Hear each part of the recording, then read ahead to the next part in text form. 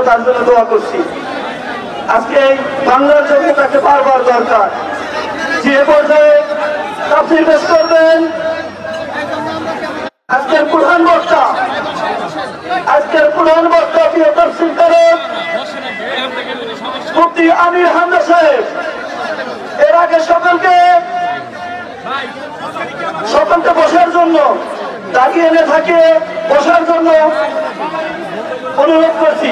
প্রিয় ভাইরা আপনারা বসবেন, আর মা এবং বোনেরা পার্শ্ববর্তী বাড়িতে আপনারা তাড়াতাড়ি ঢুকে যাওয়া বসে থাকবেন। এদিক থেকেও পিছান, এই মাইকটা যেন কানে আসে।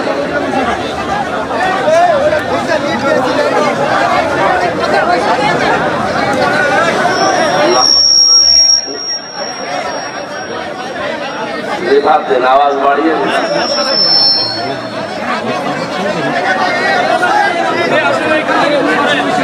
আলহামদুলিল্লাহি কাফা ওয়া সালামুন আলা ইবাদিহিল্লাযীনা ইসতাফা।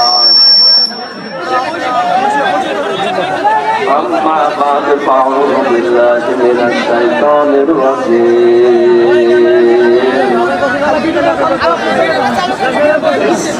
بسم الله الرحمن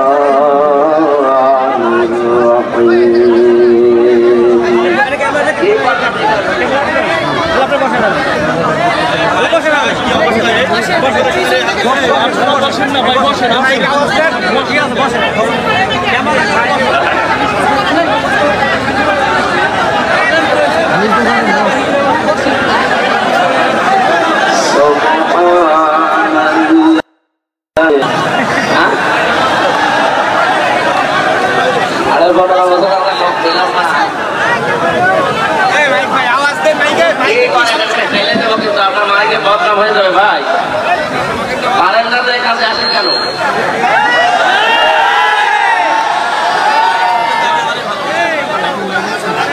পারে না, ও বিরোধী দলীয় নেত্রী রয়েছে, নওশাদের সাথে ছাড়াও না ভাই, আমি গলা এমনি ভালো না।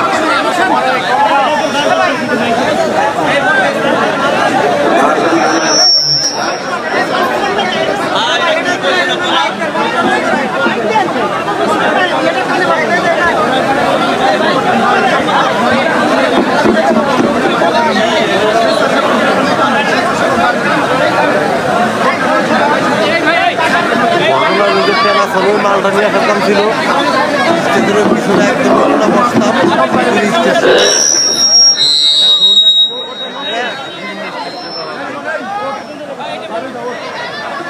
থেকে কি মাইক নিয়েছে এরা?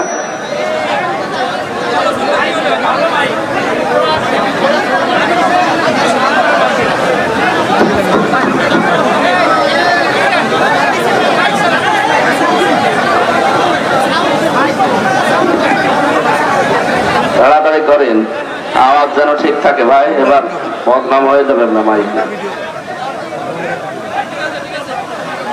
বিসমিল্লাহির রহমানির রহিম।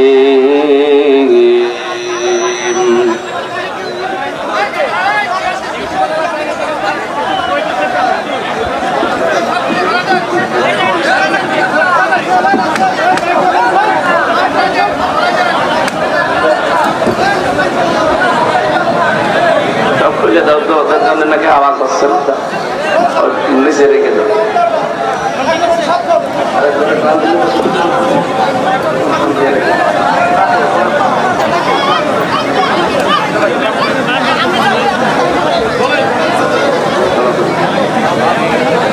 দূরে দিয়ে দাও।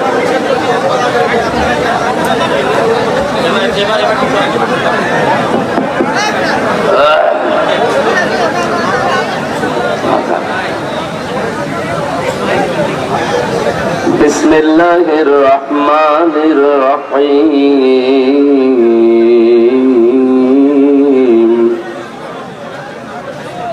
সুবহানাল্লাযী ইয়াসরা বি'আবদিহি লাইলাম মিনাল মাসজিদিল হারাম ইলাল মাসজিদিল আকসা إلى المسجد الأقصى الذي باركنا حوله لنريه من آياتنا إنه هو السميع البصير اللهم صل على سيدنا مولانا محمد وعلى آل سيدنا مولانا محمد আলহামদুলিল্লাহ রাজবাড়ী জেলার সদর থানার অন্তর্গত আল্লাহ নেওয়াজ খায়রু একাডেমি মাঠ প্রাঙ্গণে ঐতিহাসিক লক্ষ্মীকোণ রাজার বাড়ি মাঠে তাফসীরুল কোরআন মাহফিলের স্বনামধন্য সভাপতি বাংলাদেশ জামাতে ইসলামী রাজবাড়ী জেলা শাখার শ্রদ্ধাভাজন জেলা আমির অ্যাডভোকেট মোহাম্মদ নুরুল ইসলাম আতালাল্লাহু উমরাহু ওয়া বারাকাল্লাহু ফি হায়াতি আমিন। মাহফিলের প্রধান অতিথি অঞ্চলের কৃতি সন্তান সাবেক সংসদ সদস্য, সাবেক বলতে কি 3 বারে না, এই 3 বারের যদি হয় সাবেক লিখবেন না, আপনাকে আমরা ভোট দেই। বিশেষ করে এই 15.5 বছরে যারা নির্বাচনের নামে প্রহসন করে এমপি মন্ত্রী হয়েছেন সাবেক লিখতে পারবেন না, টাকাগুলো আরো ফেরত দেবেন। যা টাকা নিয়েছেন এই 15.5 বছরে এই ভাতা ফেরত দেওয়া লাগবে। 3 বারের আগের এটাই আমি জানি, 3 বারে সেটা তো কি যেন আছে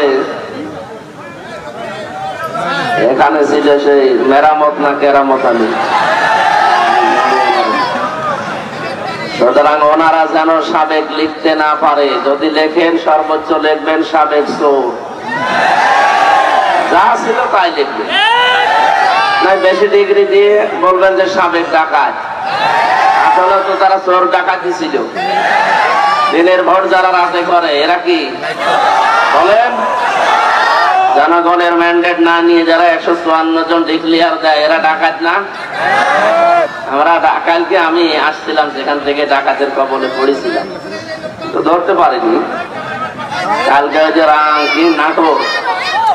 নাটোর থেকে পাবনার এই মাঝে একটা জায়গায় গাছ ফেলা ছিল, আর 10-15 মিনিট হলে হয়তো আমাদেরকেও ধরে ফেলতো, আল্লাহ বাঁচিয়ে দিয়েছে আলহামদুলিল্লাহ।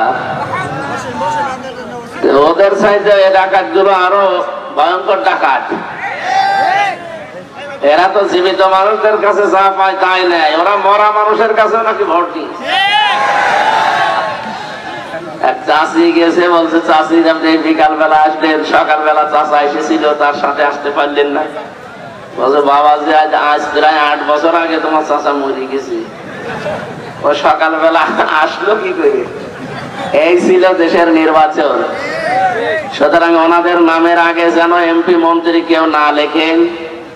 প্রধান অতিথি আজকের এতদ অঞ্চলের কৃতি সন্তান রাজনীতিবিদ, বাংলাদেশ জাতীয়তাবাদী দল বিএনপির কেন্দ্রীয় কমিটির স্থায়ী সদস্য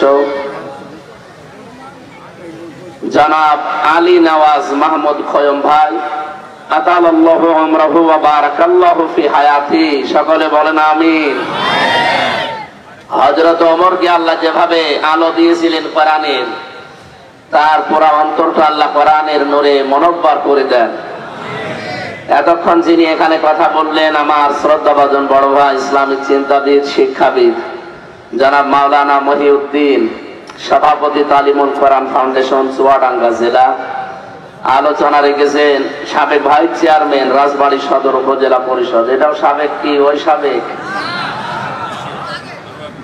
মাওলানা সৈয়দ আহমেদ, ও আমার মুরব্বী, আতালাল্লাহু উমরাহু ওয়া বারাকাল্লাহু ফি হায়াতি। বিশেষ করে এই 3 বারে যারা, তাদের আমি মানি না, ওদের নাম কোন জায়গায় পাচ্ছি না, যদি পাই এমন অপমান করব জীবনে এমপি মন্ত্রী হওয়া স্বাদ মিটে যাবে। মঞ্চে বসা আছেন সম্মানিত ব্যক্তিবর্গ, দূর দূরান্ত থেকে যারা এসেছেন তারা কিন্তু আপনাদের এই গ্রামের এখন মেহমান। আমি সহ যারা বাইরের আছি সব আমরা মেহমান না? নবীজি বলেন যারা আল্লাহ এবং পরকালে বিশ্বাস করে তারা যেন মেহমানের সম্মান করে। যদিও প্রশাসনের ভাইরা দায়িত্ব নিয়েছে, চেষ্টা চালাচ্ছে, কেউ কথা বলবে না ভাই, দিনের বেলা এমনি গ্যাঞ্জাম হয় আর আমার শরীরও ভালো না। জালেমরা 3টা বছরে আমার ফাঁসির কন্ডেম ছেলে শেষ করে ফেলেছে। আমি আমার বাড়িতে থাকার কথা, আপনারা জোর করে করে নিয়ে আসেন তাই আশা লাগছে। আজকের মাহফিলটা তো আমি সত্যি জানতাম না, এই কয়েকদিন আগে আমার শালা আমার জোর করে বলছে যাওয়া লাগবে। যেহেতু শ্রদ্ধাভাজন বড় ভাই মাওলানা মহিউদ্দিন সাহেব, এই জন্য ওনার কথা মতো আমি এসেছি। আমি আপনাদেরকে কাউকে চিনিও না, কারো মাধ্যমে দাওয়াতও নিইনি। আজকে মাহফিল আমার ফরিদপুর শহরে, যেন ওখানেই বের হওয়ার কথা, তারপরও চলে যখন এসেছি আল্লাহ যেন শরীরটা সুস্থ করে দেয়। সকালে ডবল বড়ি খেয়েছি জ্বরে, যেন ভালো হতে পারে। আমি যখন অসুস্থ হই আমাকে শেফা দান করেন কে? সেই বিশ্বাস নিয়ে আপনাদের দোয়া চাচ্ছি। আল্লাহ যেন, ঔষধের তো ক্ষমতা নেই, আল্লাহর হুকুম ছাড়া সারা দুনিয়ার ঔষধ খেলেও আমার এই অসুখ ভালো হবে না। চেষ্টা চালাচ্ছি। আল্লাহ রাব্বুল আলামিন তার গোলামদের সামনে যখন নিয়ে এসে দিলেন, হেদায়েতমূলক কিছু কথা বলার তৌফিক যেন দান করেন। আমিন। দল মত জাতি বর্ণ ধর্ম নির্বিশেষে আজকের এই অনুষ্ঠান। রাজবাড়ির এ জেলায় অন্য ধর্মের লোক অনেক বাস করে, সুতরাং এটা শুধু আমাদের মুসলমানদের অনুষ্ঠান না। যারা বলেন ধর্ম যার যার, উৎসব সবার না, এই কথাটা ধর্মীয় ক্ষেত্রে এটা জায়েজ নেই। লাকুম দীনুকুম ওয়ালিয়া দীন, দিন যার, ধর্ম যার, উৎসব তার। কিন্তু আজকের এই অনুষ্ঠান এটা শুধু মুসলমানদের জন্য না, কারণ কোরআনের সাথে শুধু মুসলমানের সম্পর্ক না, হাদা বায়ানুল লিন্নাস, মানুষ যারা তাদের জন্য এর ভেতরে আলোচনা আছে। এই জন্য আপনারা যেহেতু মানুষ, অন্যান্য ধর্মের যারা আশপাশে আছেন সবাইকে আমরা ওয়েলকাম জানাচ্ছি, কোরআনের সাদর সম্ভাষণ জানাচ্ছি। আল্লাহর শুকরিয়া আদায় করছি যে একটা জগদ্দল পাথর বুকের উপর থেকে আল্লাহ নামিয়ে দিয়েছেন। এই যে কথা বলতে পারছি, এটাও তো বলতে পারতাম না। কি কথা বলে না কেন? এইটা বলতে যে আমার মতো ছোট মানুষ 3 বছর ফাঁসির কন্ডেম ছেলে থাকা লেগেছে। কম বেশি সবাই আমরা এদেশে ভেতরে বলেন বাইরে বলেন একটা জেলখানাই ছিলাম। সেই জায়গা থেকে আল্লাহ যে মুক্তি দিয়েছেন আমাদেরকে, আলহামদুলিল্লাহ। দরুদ আর সালাম পড়ছি আমাদের নবী, মানবতার মহান শিক্ষক মুহাম্মদুর রাসূলুল্লাহ সাল্লাল্লাহু আলাইহি ওয়াসাল্লামের প্রতি। প্রাণপ্রিয় রাজবাড়িবাসী, এটা রজব মাস আর আজকে সেই দিন। এই যে রাত আসতেছে, এই রাতে এই মুহাম্মদুর রাসূলুল্লাহকে আল্লাহ এই ধলির ধরা থেকে নিয়ে গিয়েছিলেন তার আরশ মহল্লায়। কারণ সামনে তাকে আল্লাহ এমন একটা রাষ্ট্র দেবেন যে রাষ্ট্রটা যদি কল্যাণময় রাষ্ট্র বানাতে হয় কি কি করা লাগবে। নবীকে আল্লাহ নিজের কাছে নিয়ে 27 বছর একাধারে ট্রেনিং দিয়েছেন, গবেষণাগারে বসিয়ে শিক্ষা দিয়েছেন, প্র্যাকটিক্যাল সব শিখিয়ে 27 বছর পরে আবার এই দুনিয়ায় তাকে পাঠিয়েছেন। আমাদের যেহেতু এই রাষ্ট্রটা নতুন আমরা পাচ্ছি, এটাও যদি শান্তি, স্বস্তি, নিরাপত্তা এবং কল্যাণময় রাষ্ট্র বানাতে হয়, আল্লাহর দেওয়া এই ফর্মুলা এই মাসে থেকে আজকের এই 26 তারিখ, আজকে দিবাগত রাত আসতেছে, নবীকে আল্লাহ যেহেতু নিয়েছিলেন, আমরা একটা উত্তম এবং মক্ষম সময় পেয়েছি। নবীকে আল্লাহ যে 14টা কর্মসূচি শিখিয়েছিলেন, আমরা ওই 14টা বিষয় সামনে নিয়ে কথা বলবো ইনশাআল্লাহ। আল্লাহ রাব্বুল আলামিন বলেন, সুবহানাল্লাযী আসরা বিআবদিহি লাইলাম মিনাল মাসজিদিল হারামি ইলাল মাসজিদিল আকসা। সব পবিত্রতা ওই আল্লাহর জন্য, যিনি তার বান্দাকে মসজিদে হারাম থেকে মসজিদে আকসা পর্যন্ত কোন এক রাতে ভ্রমণ করিয়েছিলেন। পৃথিবীতে যত ঘটনা ঘটে সবচাইতে আশ্চর্য ঘটনাই মেরাজের ঘটনাকে বলা হয়, কারণ আল্লাহ পাক এই ঘটনা বর্ণনা দিতে গিয়ে তিনি সুবহান ব্যবহার করেছেন। সুবহান মানে আশ্চর্য, সুবহানাল্লাহ মানে কি? কোন আশ্চর্য জিনিস দেখলে আমরা এই শব্দটা বলি সুবহানাল্লাহ, আল্লাহ পবিত্র। এত আশ্চর্য ঘটনা যে আল্লাহ নিজে এটা বলতে গিয়ে নিজেই তিনি সুবহান ব্যবহার করেছেন। আমাদের কাছে তো ব্যবহার বিশ্বাস হওয়া দূরের কথা, আল্লাহ নিজে আশ্চর্য হয়ে গিয়েছেন যে ঘটনা কি এমন। বলেন তো 27টা বছর পার হয়ে গেছে অথচ পৃথিবী জানে না।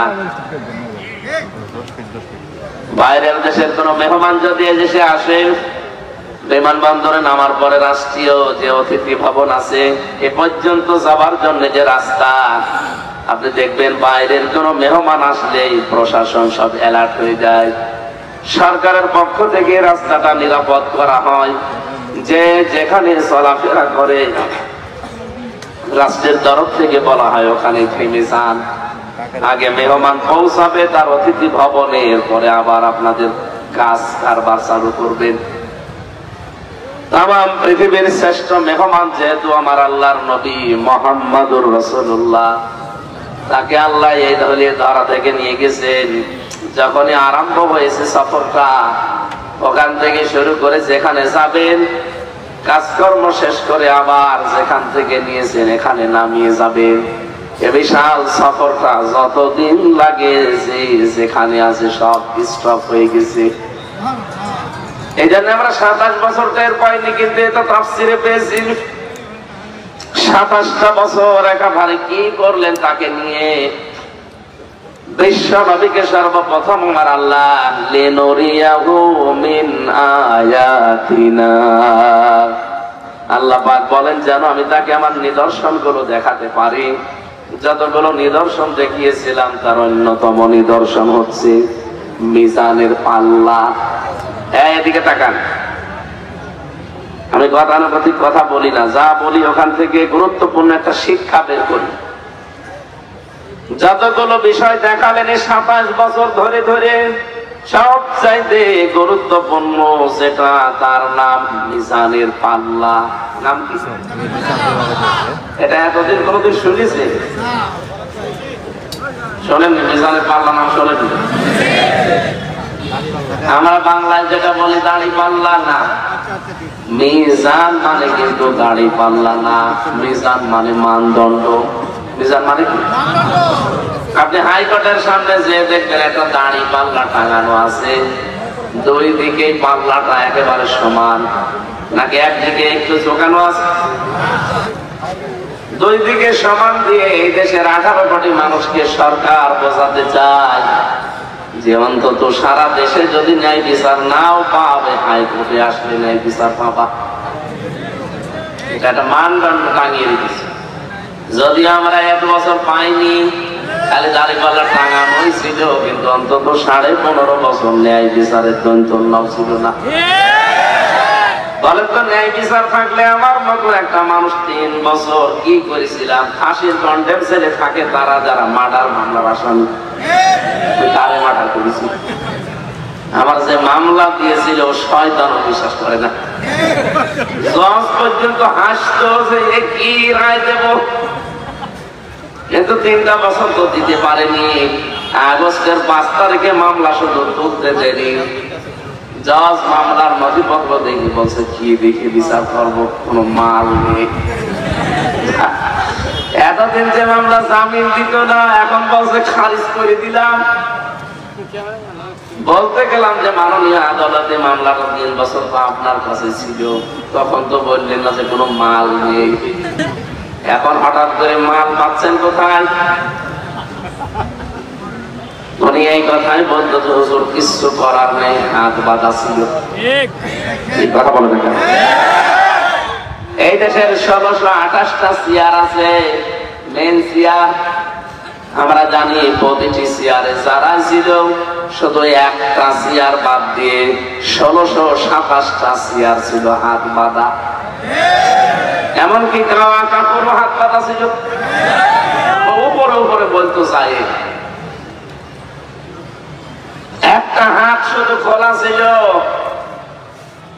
যা বলতো তাই, ওইটাই রায়, ওইটাই বিচার, সেটা ন্যায় বিচার হোক আর অবিচার হোক। রব্বুল আলামিন এমন অপমান করে দুনিয়া থেকে, বিশেষ করে আমাদের কাছ থেকে তাড়িয়ে দিয়েছে। আমার মনে হয় পৃথিবীর ইতিহাসে এত অপমান আর কাউকে করেনি। ময়লার বস্তা 257টা রাষ্ট্র কেউ নিতে রাজি হয়নি। স্বামী স্ত্রী পাঠিয়েছিল, এই যে আমরা বন্ধ পাতাই না, স্বামী স্ত্রী পাঠিয়েছিল ওই জায়গায় যে আশ্রয় দিয়েছে। কিন্তু দুঃখজনক হলেও সত্য, এখন গলার কাটা হয়ে দাঁড়িয়েছে দাদা বাবু। ডোনাল্ড ট্রাম্প এই 20 তারিখে শপথ নেওয়ার পরেই ঘোষণা দিয়েছে 16 লাখ ভারতীয় আছে আমার আমেরিকায়, সব আমি ফেরত পাঠিয়ে দেবো। অলরেডি পাঠানো আরম্ভ করেছি। দাদার ক্ষতি খুলে যাবে, রাখতে পারবে। এখন গলার কাটা হয়ে দাঁড়িয়েছে, না পারছে ফেলতে, না পারছে গিলতে। কারণ জিনিস গিলাও যায় না, ফেলাও যায় না। যারা একে রেখে গেছে, এই যে মেজর ডালিম এখন বলতেছে না যে 2 বোনকে রেখে গিয়েছিলাম বাংলার জনগণ যেন পরবর্তীতে আমাদের গালি না দেয়। এরা যে কত মানে নিকৃষ্ট মানুষ, এরা, এদের মন যে কত ছোট। একটা বিধবা মেয়ে লোককে বাড়ি থেকে এক কাপড়ে বের করে দিয়েছে। শহীদ জিয়াউর রহমান তার স্ত্রীকে এক কাপড়ে বের করে দিল না। আমি মাঝে মাঝে এই শব্দটা নিয়ে একটু চিন্তা করি।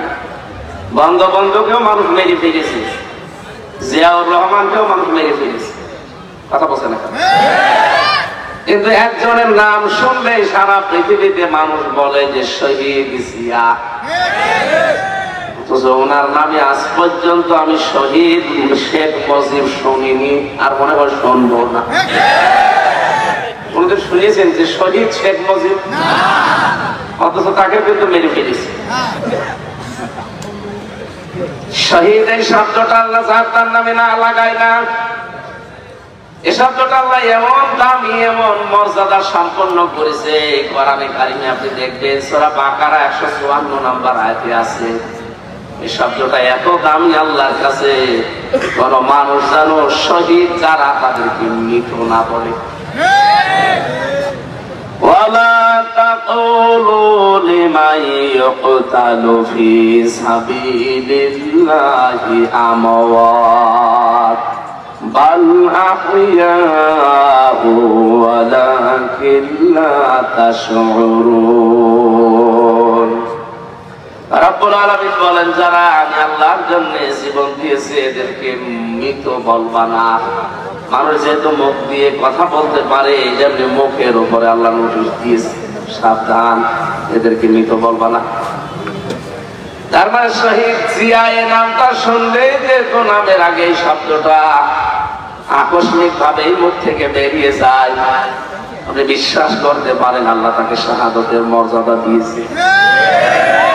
16 সালে একবার হজে গিয়ে দেখি আরাফাতের ময়দানে মসজিদে নামিরা আছে, সেখানে কাবার ইমাম খুতবা দিচ্ছে, শহীদ জিয়াউর রহমানের নামটা উচ্চারণ করেছে। তার আরবি ভাষায় খুতবার ভেতরে এই নামটা নিয়ে তিনি দোয়া করছিলেন।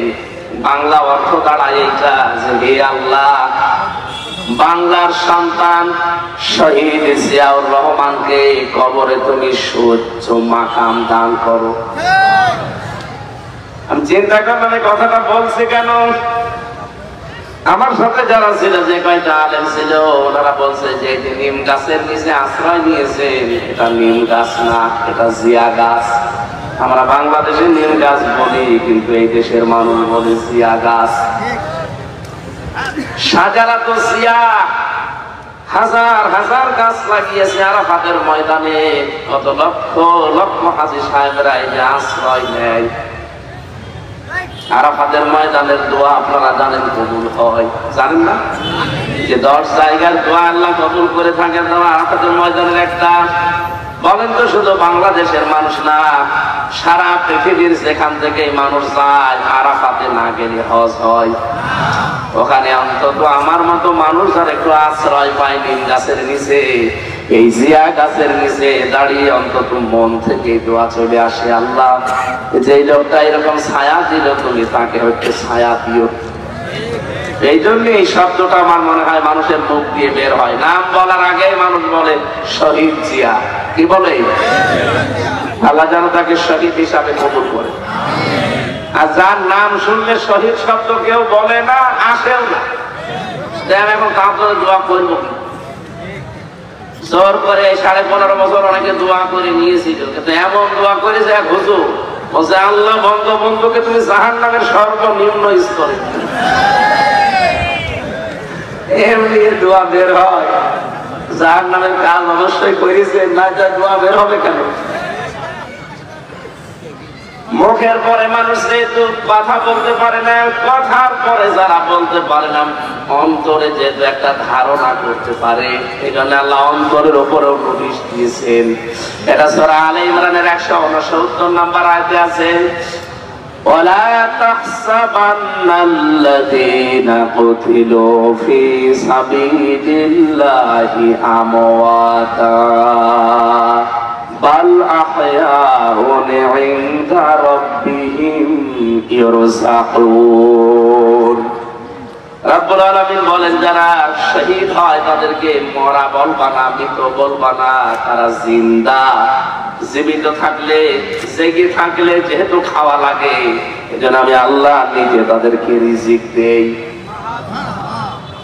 আজ খয়ম সাহেব যদি এখন মারা যান, যদি ঈমান নিয়ে মরতে পারেন, কবরে যাবে, ফেরেশতা এসে বলবে নাওম কানাওম, ঘুমিয়ে পড়েন।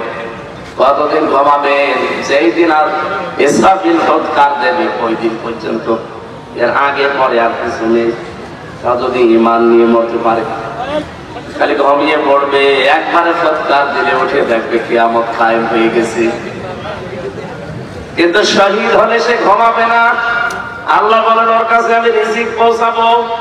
বলেন তো, ঘুমিয়ে থাকলে খাওয়া লাগে? বলেন বলেন। জেগে থাকলে? আর খাবার খেলে যেহেতু রক্ত গোশত তৈরি হয়, তাহলে শহীদ যারা হয় ওরা শুধু জীবিত না, ওদের রক্ত গোশত তৈরি হচ্ছে। এর প্রমাণ দিয়েছেন হযরতে আমির হামজা রাদিয়াল্লাহু তাআলা আনহু। তিনি যে উহুদের ময়দানে শহীদ হয়েছিলেন, তাকে 70 থেকে 72 টুকরা করেছিল কাফেররা। তার ইন্তেকালের প্রায় 30 বছর পরে একবার মদিনায় ঢল হওয়ার কারণে তার কবরটা ভেঙে যায়। ওই সময় যারা ছোটবেলায় যুদ্ধ করেছিল তার সাথে এখন তারা মুরব্বী হয়ে গেছে। রক্ত অনুসন্ধান করতে গিয়ে দেখে 30 বছর আগে মুহাম্মাদুর রাসূলুল্লাহর আপন চাচা হযরতে হামজা কাফেররা যেই জায়গায় তাকে তরবারি দিয়ে আঘাত করেছিল তীর দিয়ে, ওই খাসা জায়গাগুলো এখনো ফিনকি দিয়ে রক্ত বের হচ্ছে। রাজবাড়িবাসী উনি যদি খাবার না খাবেন, 30 বছর পরে রক্ত আসলো করতে। কথা বলে না কেন? এটা খাবার খায়, খাবারের দ্বারা 5টা জিনিস তৈরি হয়। যে কোনো খাবার খেলে প্রথমে খাবারের গেঞ্জাস থেকে তৈরি হয় পিত্ত রস, যেটা দিয়ে খাবার হজম হয়। 2 নম্বরে তৈরি হয় এটা দিয়ে রক্ত। 3 নম্বরে তৈরি হয় এটা দিয়ে বীর্য। 4 নম্বরে এটা দিয়ে তৈরি হয় মল। 5 নম্বরে তৈরি হয় পানি, প্রসাব। উনি যদি খাবার না খাবে, 30 বছর পরে ওনার শরীরে রক্ত আসলো থেকে। তার মানে যে কথাটা বলতে চাচ্ছিলাম, আল্লাহ রাব্বুল আলামিন শহীদ এই শব্দটা এত দামি, এত মর্যাদা সম্পন্ন করেছেন। আর যারে তারে শাহাদাতের মর্যাদা আল্লাহ দেন না।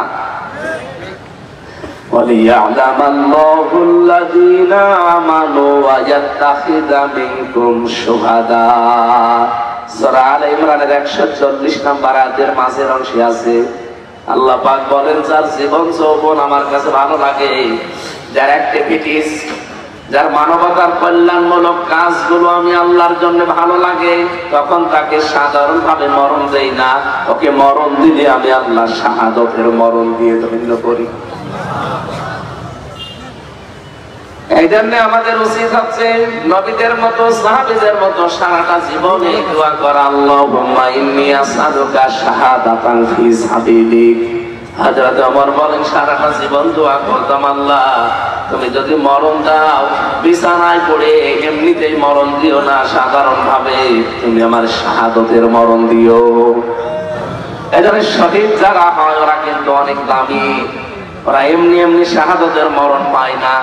ওদের জীবন যৌবন, ওদের মানবতার কাজগুলো আমার আল্লাহর কাছে ভালো লাগে, তখন আল্লাহ ওদের শাহাদতের মরণ দিয়ে ধন্য করে। বলেন সুবহানাল্লাহ। আল্লাহ আমাদের মরণটাও যেন শাহাদত হিসাবে কবুল করেন।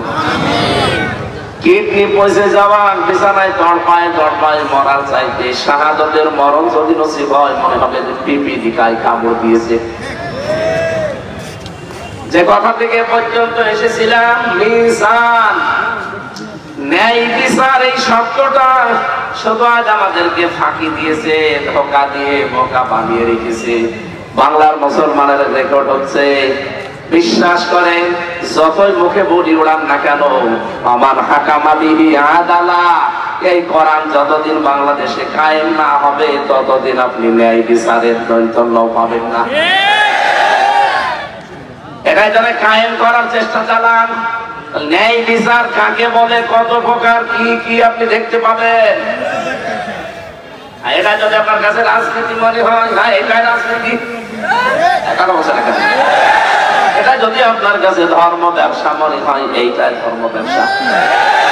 কারণ এতদিন আমরা 54 বছর দেখেছি ন্যায় বিচারের নাম শুনে ন্যায় বিচার পাইনি, সুতরাং এইটা এখন দেখতে বাকি আছে।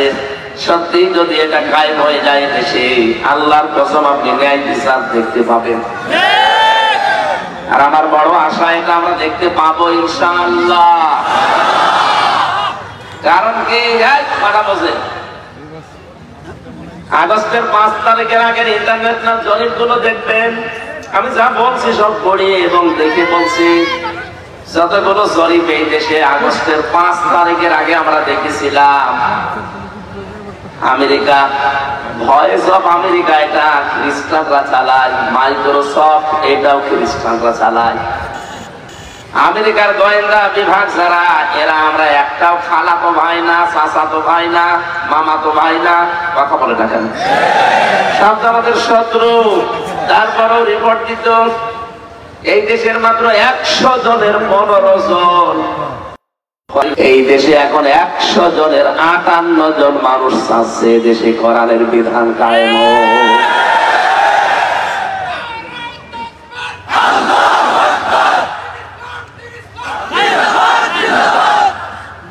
আমি তো এই রিপোর্ট এখন বানালাম, আপনি এখন ইন্টারনেটে সার্চ দেন,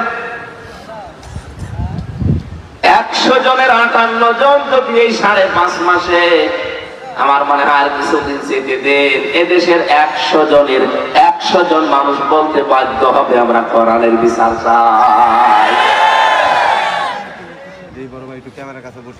মিজানকে আল্লাহ পাক দেখালেন মানদণ্ড।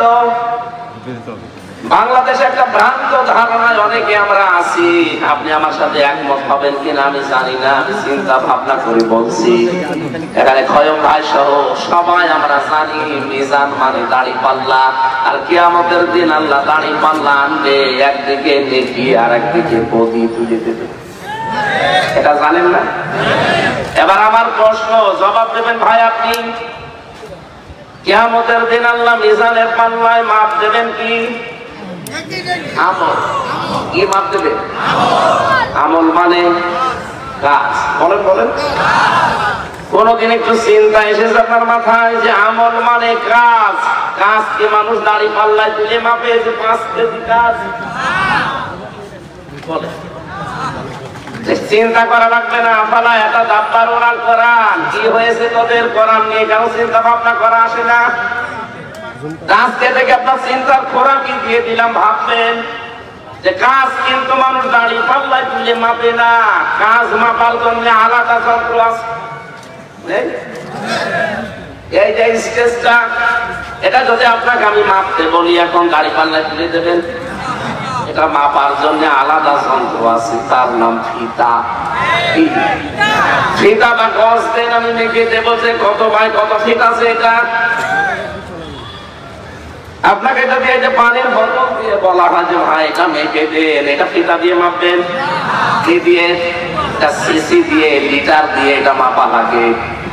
আপনাকে যদি এতগুলো লবণ আছে, এই লবণটা যদি বলা হয় ভাই মেপে দেন, ফিতা দিয়ে মাপবেন, এটার জন্য কেজি লাগবে, পাথর লাগবে।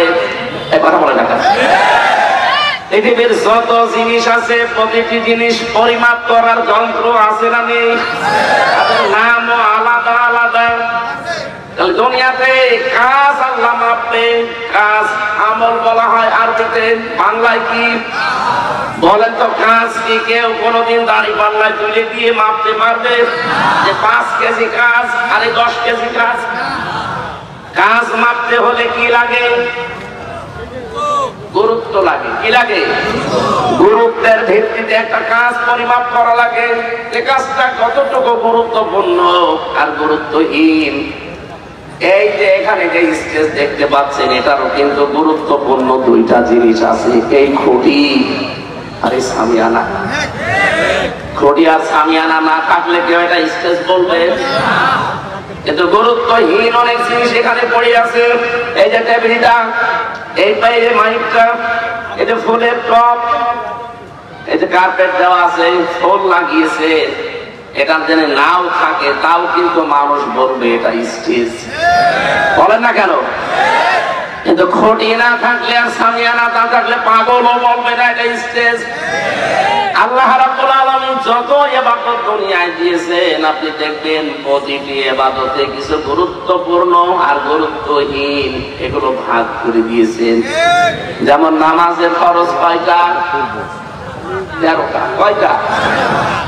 এই 13টা ফরজের যদি 12টা আদায় করেন, একটা আদায় করেননি, আপনার সওয়াব হবে কয়টা?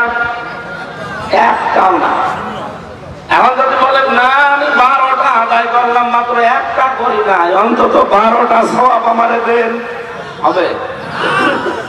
এটা যেমন সহজে বুঝলেন, এই স্টেজের খুঁটি আর সামিয়ানা বাদ দিলে যেমন এর কোনো গুরুত্ব থাকে না, আল্লাহ প্রতিটি ইবাদত এরকম ভাগ ভাগ করে কিছু গুরুত্বপূর্ণ জিনিস আমাদের আগে জানিয়েছেন।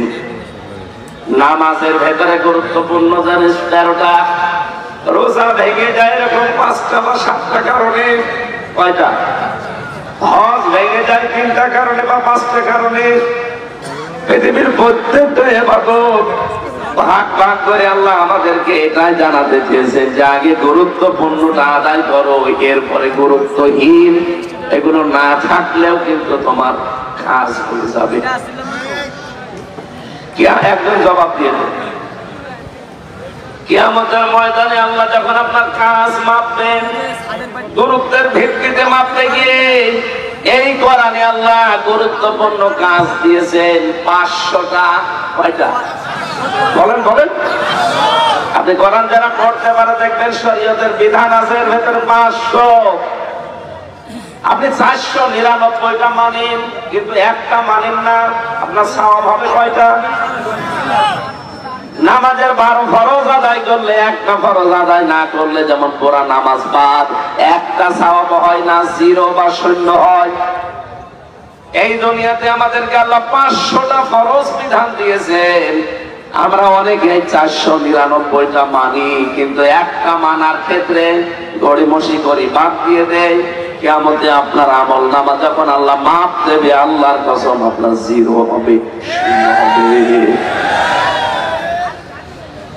এবার আসেন নামাজের 13 ফরজের প্রথম ফরজ কি? শরীর পাক। কি বললাম তো? একজন জবাব দিয়ে দেন, হয়ে যাবে।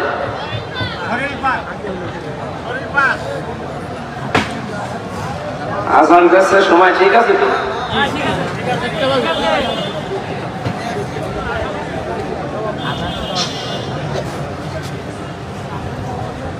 না, এইভাবে তো কথা বোঝানো যাবে না। এখানে হয়তো ভালোভাবে সঠিকভাবে শেষ পর্যন্ত বুঝবে না, বাইরে যে গেবত করবে যে কি এতদিন জানতাম আর কি শুনলাম। এই জন্য শেষ করা দরকার।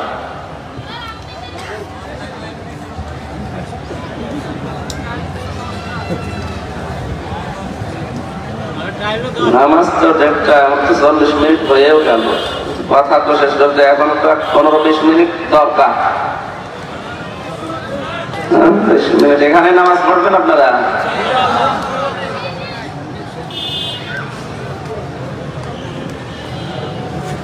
এখন তো এক এক জায়গায় এক এক আজান হবে, কেউ একটায় দেয়, কেউ একটা 5-এ দেয়, 10-এ দেয়, 15 পর্যন্ত আজান হতেই থাকে। এই জন্য বললাম একজন একটা জবাব দিয়ে দেন, পুরা মানুষের পক্ষ থেকে আদায় হয়ে যাবে। আমি বলতে থাকি নাকি? নামাজের 13টা ফরজের প্রথম ফরজ আমরা জানি শরীর পাক। এই শরীর মানে 3.5 হাত বডি শুধু না। আপনি যদি এই শরীর পবিত্র করার জন্য গোসল করেন, ওযু করেন, পাক হয়ে গেল। তো বিশ্ব নবী যেটা এটা দিয়ে ইঙ্গিত দিয়েছেন, তামাম দুনিয়ার যত মুসলমান আমরা আছি সব কিন্তু একটা শরীরের মতো। আসতে বলেন, নবীজি বলেন তামাম দুনিয়ার যত উম্মত আমার সব একটা শরীরের মতো। যদি পৃথিবীর কোন প্রান্তে একটা মুসলমান কষ্ট পায়, বাংলাদেশে আপনাকে করা লাগবে। কারণ আমার শরীরের কোন জায়গায় ব্যথা হলে পুরা শরীর যেমন অস্থির হয়ে পড়ে, তামাম পৃথিবীর কোন জায়গায় যদি মুসলমান আনন্দ পায়, আপনাকেও আনন্দিত হওয়া লাগবে। যদি ক্ষতি হয় কারো, আপনারও দুঃখ পাওয়া লাগবে। সেই সিস্টেম আমাদের ভেতরে আছে নেই?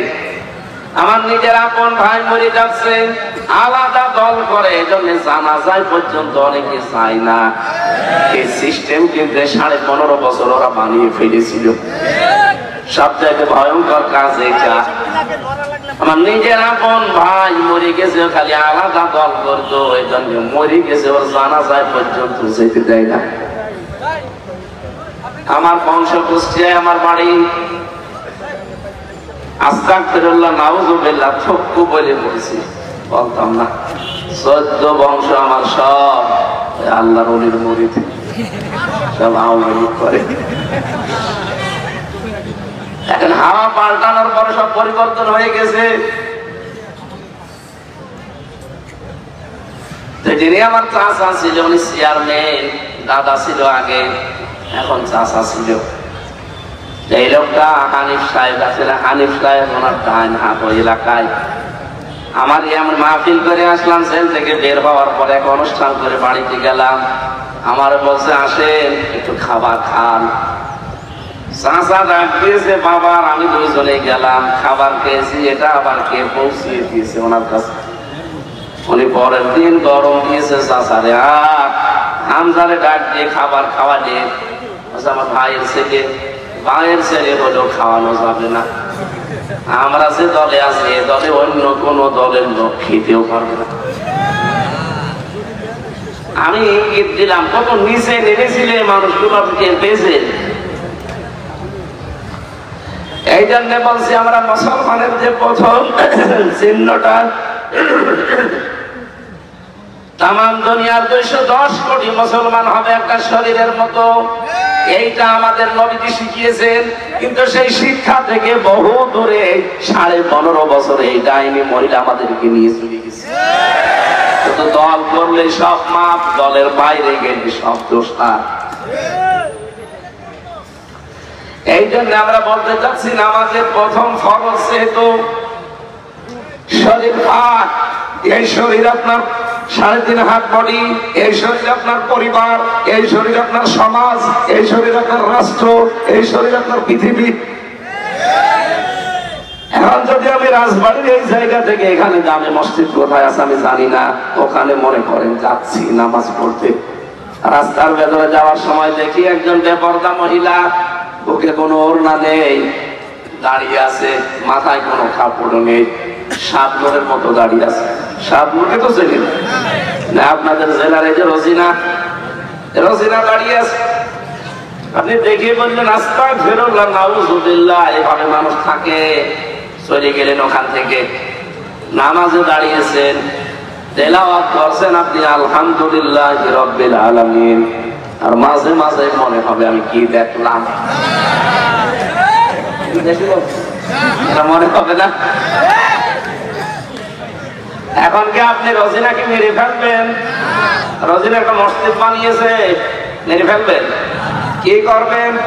তাকে পবিত্র করা লাগবে। একে পবিত্র করার জন্য গোসল দিলে, ওযু দিলে হবে। কি দেওয়া লাগবে? পর্দা। বলেন বলেন। আর এই পর্দা দিতে পারে রোজিনার স্বামী, রোজিনার বাবা অথবা রাষ্ট্র। আমি বললে হবে?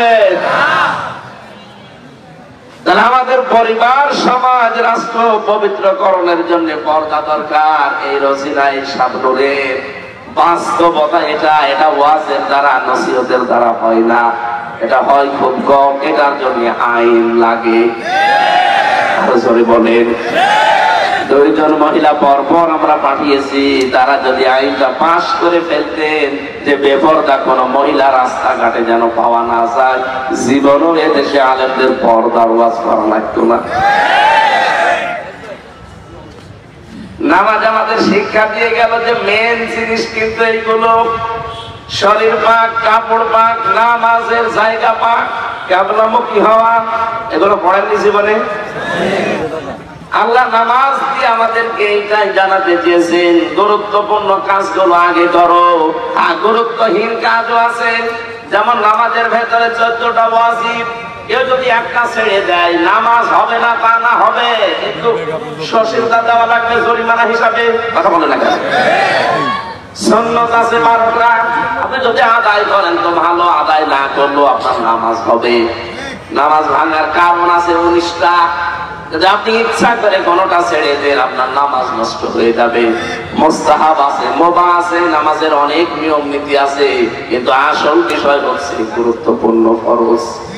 কি ফরজ নামাজ বাদ দিয়ে আপনি যতই সুন্নত, নফল, মুস্তাহাব যত কিছু পড়েন, সারা দুনিয়ার সব নফল এক জায়গায় করলে 1 রাকাত ফরজ নামাজের সমান।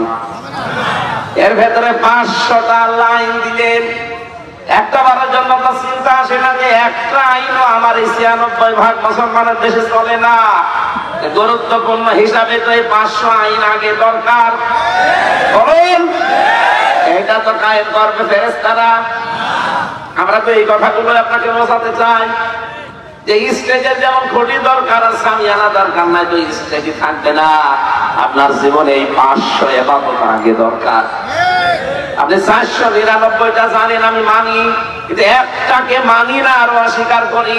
যেমন কোরআন দিয়ে রাজনীতি করা লাগবে, এটা অনেকে মানে না, আরো বিরোধিতা করে। কোরআন দিয়ে যে রাজনীতি করা লাগবে, এটা আছে কোরআনে 918 জায়গায়। কত? আর অনেকে বলে যে আমি খুঁজেই পাই না। আপনি পাবেন কি করে? আপনি কোরআন পড়তে পারেন? 918 জায়গায় আল্লাহ ডাইরেক্ট ইনডাইরেক্ট মিলিয়ে আয়াতগুলো দিয়েছেন আমাদের জন্য। রাজনীতি এটা কিন্তু দুনিয়ার কাজ না, এটা একটা ইবাদত। এই ইবাদত থেকে আমরা অনেকেই গাফেল। এই জন্যই তো 15.5 বছরে জালেমরা 180 মাইল বেগে চালিয়েছে। কোরআনে কারিমে আল্লাহ জানিয়েছেন, ইন্নী জাইলুন ফিল আরদি খলিফা, অবশ্যই আমি জমিনে খলিফা পাঠাবো। আল্লাহ বলেন না ইন্নী জাইলুন ফিল মাসাজিদি খলিফা, ফিল মাদারিসি খলিফা, ফিল খানকা খলিফা। এই রাজবাড়িতে অনেক খানকা আছে, দরবার আছে, আর পাশের জেলায় তো আল্লাহর ওলি আছে। কি নেই? এই দেশে বহু খলিফা আমরা দেখি, খানকার খলিফা, এমনকি কাপড় চোপড় সেলাই করে সেও খলিফা, চুল কেটে দেয় সেও খলিফা। এই কথা বলছে না? আরে ভাই, খলিফা কি খানকায় থাকার কথা, দরবারে থাকার কথা? খলিফা থাকার কথা জমিনে। এমনি যা হইল ফিল ফিল, আল্লাহ কি ফিল খানকা বলতে পারতেন না? যে খানকার খলিফা হলে তো সে দায়িত্ব। আল্লাহ বলেন ফিল আরদি, জমিনে থাকা লাগবে খলিফাদের। আমরা যে আল্লাহর খলিফা এটা আমরা স্বীকার করি তো? বলেন বলেন, আমাদের থাকা লাগবে কোথায়? জমিনে। কোথায়? জমিনে। আজ আল্লাহর খলিফা গুলো নেই, এই জন্য জালেমরা এরকম ছাড় পেয়েছে। যদি আমরা জমিনে থাকতে পারতাম, এত 80 মাইল বেগে চালাতে পারতো না। আমরা সব আছি খানকায়, মসজিদে, মাদ্রাসায়, দরবারে। জমিন ফাঁকা পেয়েছে, যা মনে লাগে জালেম তাই করে। এখন থেকে আর করবে না। এখন আমরা থাকবো কোথায়? খানকার যারা খলিফা আছেন, দরবারের খলিফা আছেন, সব আসেন জমিনে।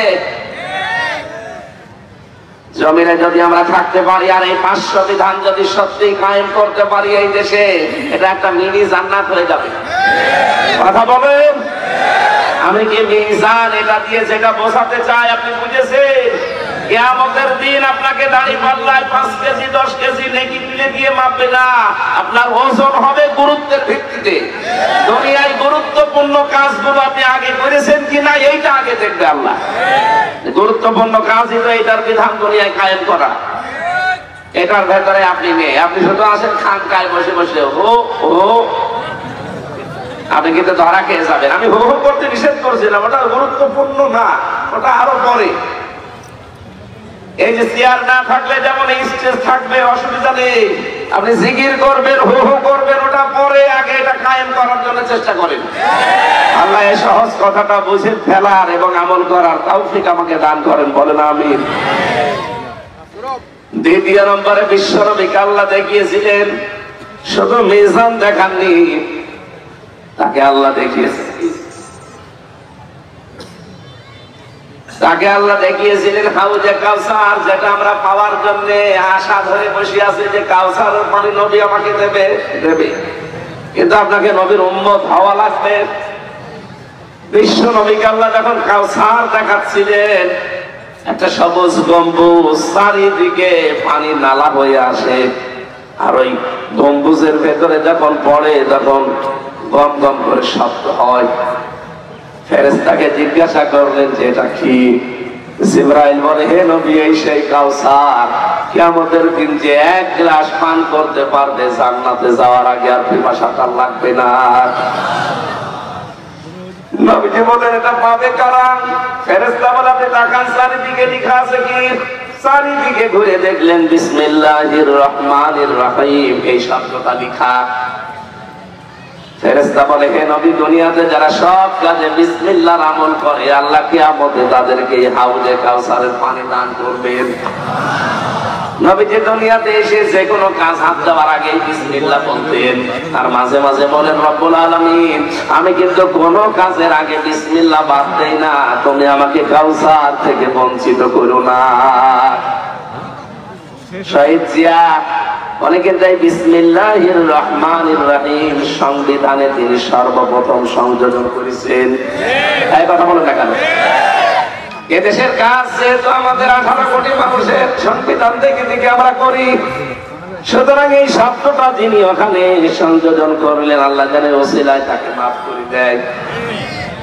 যত মানুষ আমরা এই 15 বছরে দেখলাম, এরা বিসমিল্লাহ আরো তুলে দেওয়ার জন্য চেষ্টা চালিয়েছে। আরে ভাই, হাউজে কাউসার পেতে হলে বিসমিল্লাহর আমল করা লাগবে, আর আপনি আরো বিসমিল্লাহ তুলে দিচ্ছেন, কাউসার পাবেন। নবীজির এক গতি থেকে আল্লাহ পরবর্তী দেন সূরা কাউসার তার নামে রিজার্ভ করে দিলেন, ইন্না আ'তাইনাকাল কাউসার। হে নবী, আপনার জন্য আমি হাউজে কাউসারটা পুরা রিজার্ভ করে দিলাম। ফাসাল্লি লিরাব্বিকা ওয়ানহার। দুনিয়ায় যারা নামাজ আদায় করবে আর ত্যাগ তিতিক্ষা কোরবানি করবে, এই মানুষগুলোকে আপনি এটা দিতে পারবেন। ইন্না শানিয়াকা হুয়াল আবতার। পৃথিবীতে যারা আপনার শত্রু, তাদেরকে আমি আল্লাহ নির্বংশ করে ছাড়বো, বলেন আমিন।